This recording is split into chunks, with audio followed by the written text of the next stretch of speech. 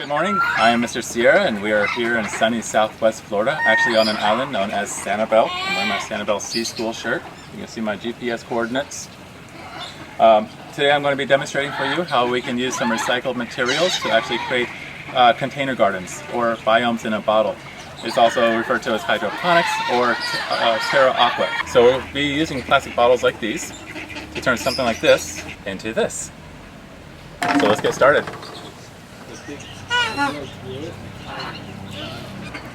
Okay, let's go over the types of materials we might need for this. I have a whole bunch of plastic bottles here, but obviously you only need two plastic bottles.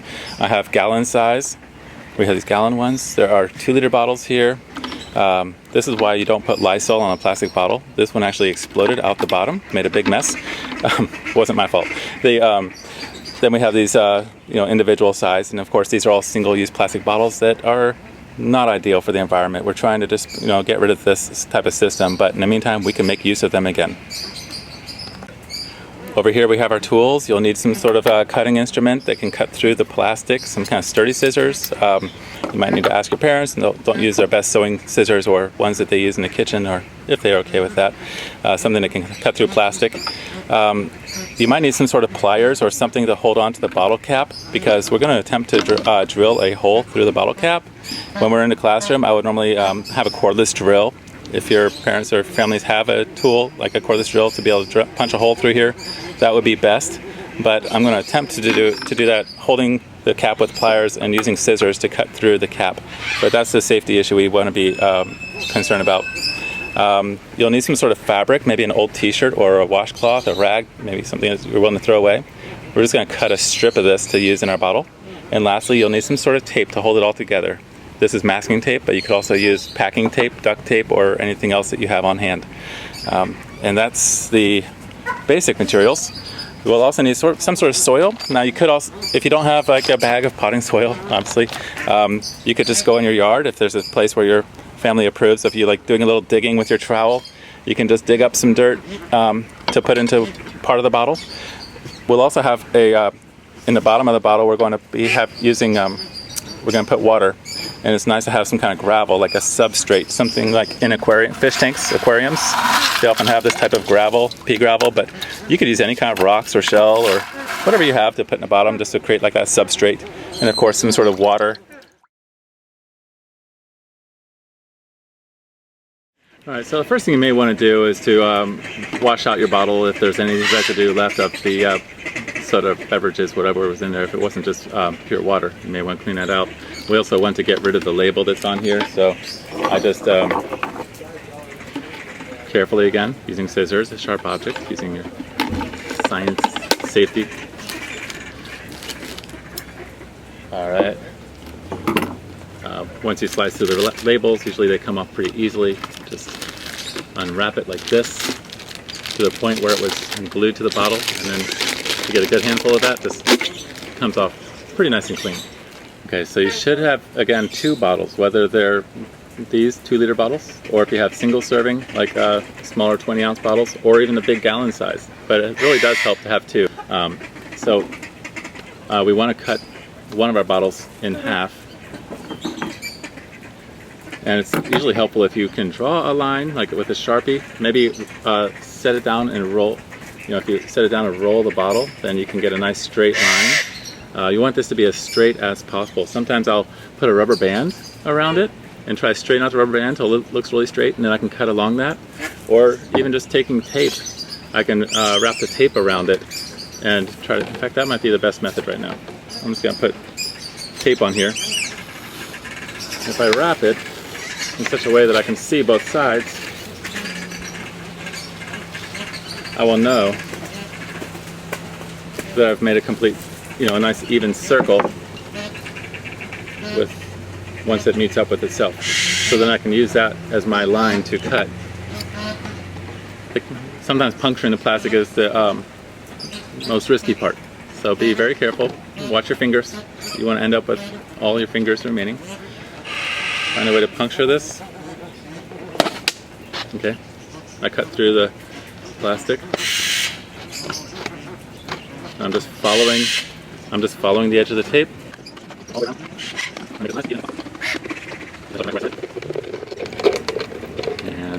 There we go. Okay, nice clean cut. So I've done this many times, and I have a pretty good sense of exactly where to cut the bottles so that I get them the right proportions, the right dimensions. What you need to test first before we put it all together is if you take the top and flip it over, put it into the bottom, you want to have enough room where the bottom has clearance so that it's not the cap is not going to be touching the bottom. In fact, if we put water, like an inch of water in here, there should be a little bit of space so the water is not actually touching the cap. But if you do it too short, if you make the top part too short, you're not going to have very much room to put soil in here. So you want to have a good height for soil and drainage and things like that. So this is what you want. Basically, you can cut your bottle perfectly in half, flip the top over, and you're on your way.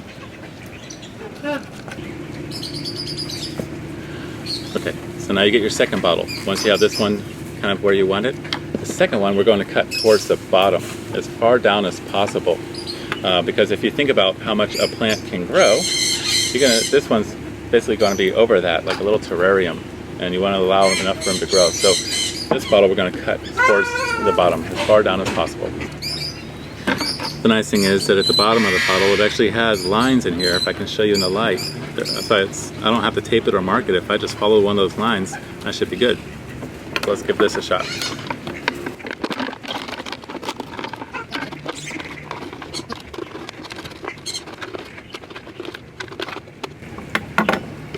Okay, again, pretty nice clean line. And let's just make sure that we do recycle any parts that we don't use. Okay, now comes perhaps one of the hardest parts, is finding a way to cut a hole in the bottle cap. So again, we want to be very careful, and if you have a drill, that would be ideal. But I'm going to attempt to use just scissors.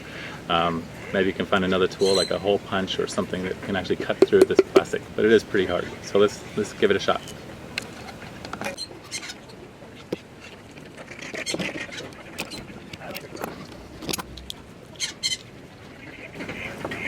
It doesn't have to be anything pretty, it's just so that we can actually get a piece of fabric through there, and I'll show you how that works. So the next part is to cut a strip of fabric. This is actually a pretty good length. You want something that's about 6 or 8 inches long, and we only need to cut like about less than an inch, about an inch or less of a strip of fabric out of this. So I will do that now.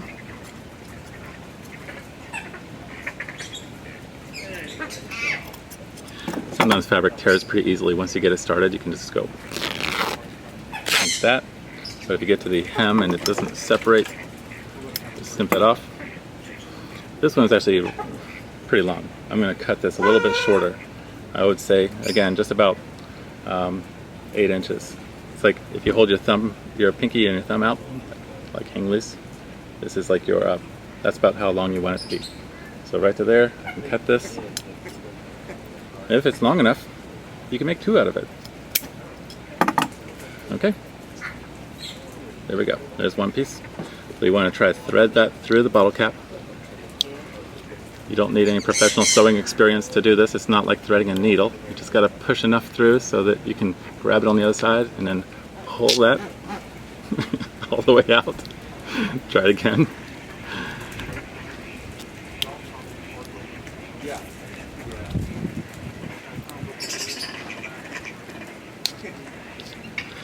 And just like that. It's kind of like a magic trick. You want it like halfway between. So it hangs down a little bit like that. And then you should be able to thread, make sure you put the cap where it screws in. This is going to go up into the bottle. So you can hold that on the inside and you can screw the cap back on here at the bottom. Now, I haven't tested different materials for this. This could be another experiment, is what has the best absorption. So the idea behind this fabric is that when you have water in this container, the rag will actually be able to absorb that moisture and bring it up into the soil or where the roots are, where the plant needs to get its water. It's very similar to how trees get water from the roots up into the tree, using the property of cohesion and adhesion. It's called capillary action. The tree, basically the fibers of the tree, basically drink the water up through the roots, up through the bark, all the way out to the branches and to the leaves. So this is a material, cotton, it comes from a plant very similar to trees and fiber, and so it has the ability to wick the moisture up into the pot. This could be another experiment. I haven't tested different types of material. I'd be curious to know if polyester or nylon or other materials have the same ability to be able to wick the moisture up. But generally speaking, I would probably try to find something that's actually cotton or more of a fibrous material that actually helps absorb the moisture and bring it in. Okay, so the next part is to, let's put some water in our substrate, the gravel in the bottom part. So we'll set this one aside, come back to that. I have my bucket here. You can look down here, see the bucket. So again, the water only needs to come up to the bottom of the bottle cap. Let's get some gravel in there. This looks nice. It's good for, it looks decorative, but it's also, if you put snails or fish or aquatic organisms in here, it's nice for them to have that little substrate that helps to culture the bacteria that keeps the water healthy. So I'm going to set that here, and we'll put again, make sure it's the right height for the water. Looks like I have a little too much water in there. You can see my bottle cap is completely submerged, so I'm going to have to pour some water out.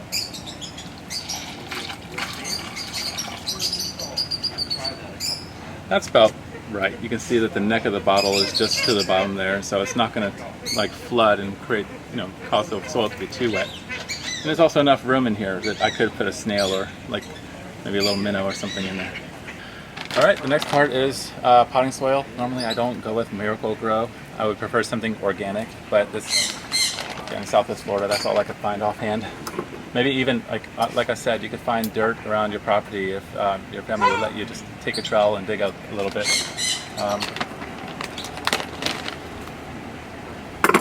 So it doesn't take much. I want to hold the fabric. I'm going to hold the fabric up as I put the soil in there, so that it will have as much chance to keep the soil moist as possible. Kind of tap it around, make sure it's until the fabric is covered. You can see this. I don't see any more fabric sticking out there, and that should be good. So this is the Terraqua system, where as long as you have water, the fabric will wick the moisture up into the soil. So as long as you have water on here, the soil will never dry out, and you don't have to worry about watering it very often. You just have to make sure there's water down here. So that's called Terraqua. But we're going to take this to the Biome in a bottle, where we make it more into a terrarium. And it's this is still like an open system, where it's taking in CO2, it's breathing, the plants will be converting CO2 into oxygen and doing the whole nutrient cycle. But if you put a lid on this with that second bottle, we can make it into a closed system. If we tape it up tight and seal it, then there's going to be an exchange of nutrients going on inside of here between whatever aquatic organisms you have in the bottom and the plant that's in the top. So the next thing we have to do is think about, well, you have it all set up, what are you going to plant? If you have seeds around your house, if your family's into gardening, maybe you can have little packets of those flower seeds. That would be perfect for this. Different herbal things like basil, mint, maybe sage. Those types of plants can do really well in this. You might even find things in your house like beans, even the grocery store store-bought beans that are in a packet, a dry packet, not cans of beans. They can't be wet, they have to be dry. Beans would work perfectly for this. And I've actually had pretty good success with sunflower seeds. Even the ones you buy at the store, you can stick those in here, see if they grow. Or corn. The thing with corn is it has to be very dry. You gotta let the corn dry out, and then you can stick kernels in here and watch them grow. Now those things like corn and sunflowers will get really tall. It will not, after a while, you can start it out with the top on this, but after a while it's going to be just pushing against the ceiling, and you're going to have to take this off and then even just set it outside and let it grow. I've seen plants get 3 or 4 feet tall. Some students use tomatoes, and their tomatoes are a vine, and they were just growing and growing, and it went up 4 or 5 feet. So some plants will stay small, others get pretty tall. But this is just an experiment. You get to trial and see what works. Okay, so I'm just going to secure the top part to the bottom so that it's more of a closed system. Taking my trusty tape here. Wrap that around.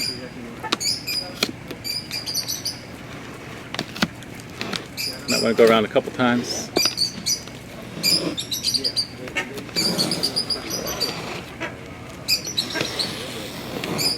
Tear it off. Good. All right. So it's good to keep the top and the top and the middle sections pretty well sealed, so it is more of a closed system. But you may have noticed I didn't really, this tape on the bottom is where I cut it. I didn't actually secure that because at some point you will need to add more water to this. So I actually keep it where I can just lift it off, add more water, and drop it in.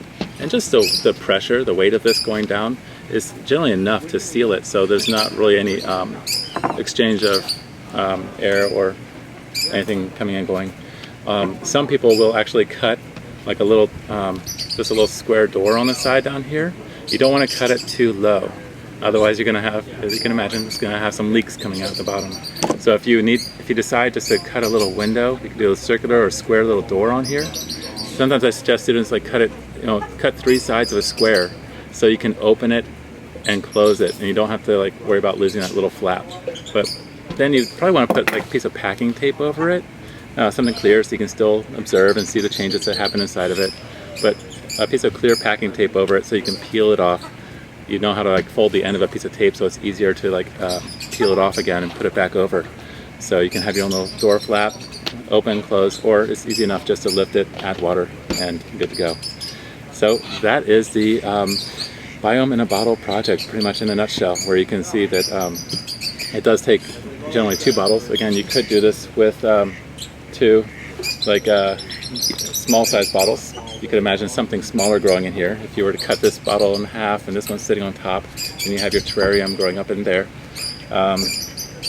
You can decide if you want to keep it as an open system or a closed system.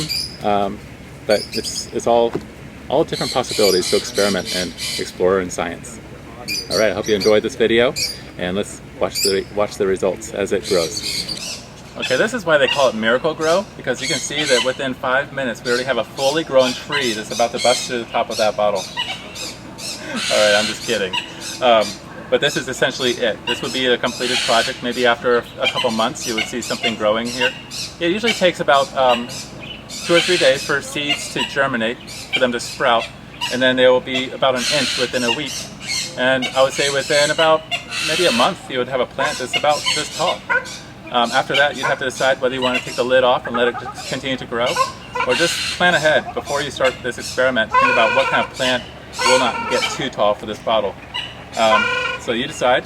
As you can tell, there are a whole variety of different variables that you could identify as your experiment.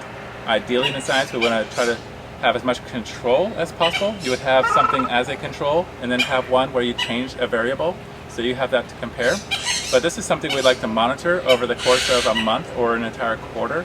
So if we started at the beginning of a quarter, we'll monitor the growth. You want to track the growth, observe any factors, look at the water quality, consider the moisture, if you can kind of sense the moisture in the soil, keep track of when you add water, how much water, just any kind of data that you can accumulate, and then just watch how much it grows. So there you have it. This is a Biome in a Bottle. I hope you enjoyed this demonstration, and welcome again to Southwest Florida.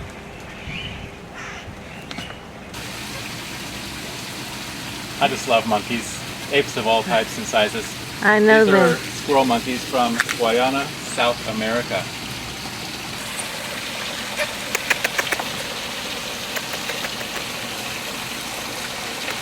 He got my hand. Aw, he's shaking hands with you.